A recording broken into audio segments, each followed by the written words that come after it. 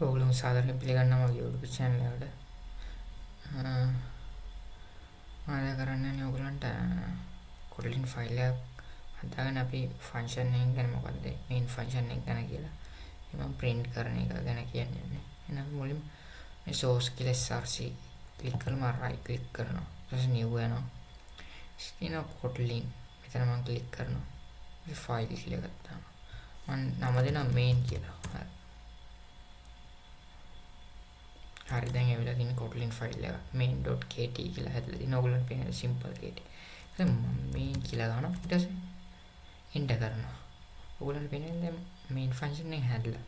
මේ කොළ පාටයෙන් පෙන්නන්නේ අපේ IntelliJ ID එක identify කරගෙන තියෙන මේ main function එක execute කරන්න මෙතනින් කියලා. ඒකයි දෙන්නේ. අපි ඒක මේක ලියන්න නැතුව වෙනන fun කියලා main ඊට පස්සේ parenthesis දානවා.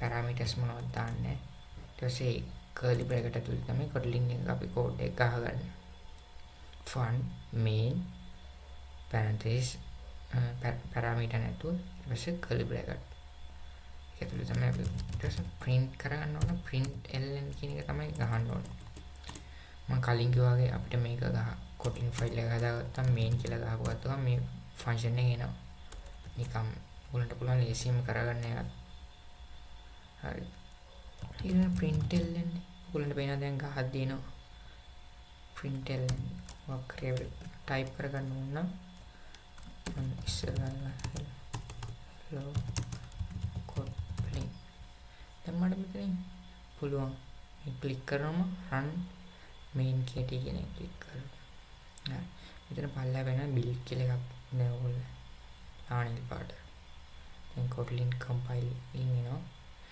ඊට පස්සේ අපිට දෙනවා out එක. හරි. මේ උලේ console එකේ දෙන hello Kotlin.